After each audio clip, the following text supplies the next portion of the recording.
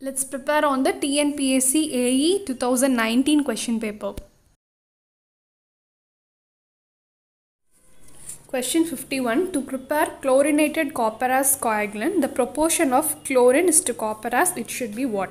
So it is 1:7.8. Question 52. An impervious formation that neither contains nor transmits the water is called what? Okay. So here the answer is aquefuge. So better, it's important to study all the other definitions also, because these four definitions are very important. They repeatedly ask this again and again. Okay. So first, what is aquifer means? It only stores the water. Okay. So but it is actually a permeable rock only, but it stores the water. So if they ask the water bearing rock or the permeable rock which stores the water, means the answer should be aquifer. And then what is aquitard means? It restricts the flow of the groundwater. Okay, so it will be normally below the aquifer or above the aquifer. So it actually prevents the flow of water from one aquifer to other aquifer.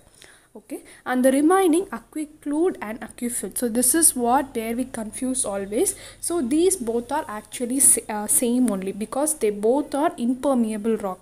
So if impermeable rock is given, means you will be getting confused. So only they have clearly given here as it neither contains nor transmits the water.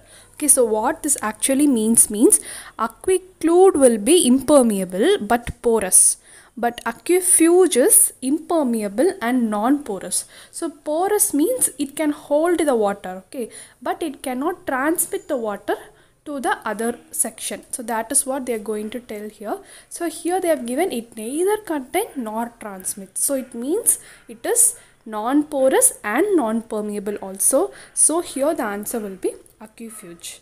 And question 53, the culture medium used in finding the total count of bacteria is what?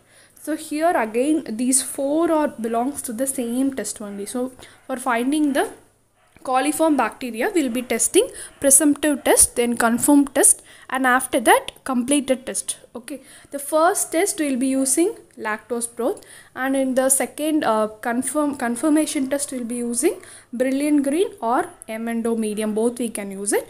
And in the last test, that is the completed test only, we will be going for the agar of gelatin. Okay, so here we will be using agar plate for counting the number of total bacteria. So here they are specifically mentioned the total count of bacteria. So the answer should be agar of gelatin. Question 54. The dissolved oxygen in seawater is about 20% less than the stream water. And then 55. Here in the 54 question, it is actually fresh water. The correct is fresh water. Here they have given us stream water. So if they gave us fresh means also the answer is same.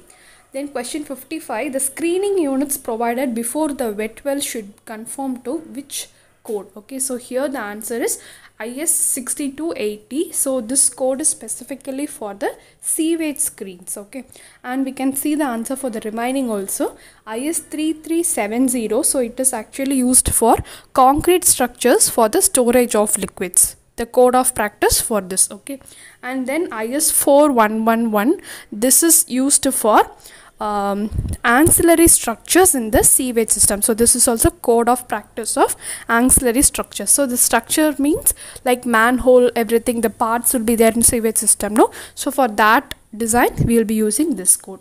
And the last code we know obviously, so it's a drinking water code. Question 56, the slenderness ratio is the factor of what? So here we directly know the answer is L by R. So we will be getting confused whether it is supported or unsupported, or it is the maximum R or least R. Okay, so that is the confusion we'll be getting. So be clear that it is unsupported length and least radius of gyration. So that is only your L by R ratio. 57. The minimum and maximum percentage of longitudinal reinforcement in columns according to IS 456 is what? So the answer is 0.8% and 6%. If they ask specifically which is preferable for aggregates, means you should choose the answer 0.8% and 4%. And question 58, the bank L by D ratio for one-way cantilevered slab specified in IS 456 is what? So here the L by D ratio only they are asking. So for cantilever the L by D ratio is 7, and for other simply supported it is 20, and for continuous slabs it is 26. Question 59. A flat of slice 160 mm cross 10 mm is used as a tension member in a roof truss. It is connected to a gusset plate by chain bolting. Assuming yield stress as 250 Newton per mm square, the design strength due to yielding of cross section is what? So here they have directly asked the point, that is the yielding of cross section. That strength alone is enough to find. Okay. So now only we are studying steel structures. No. So the formula is AG Fy by gamma MO. Okay.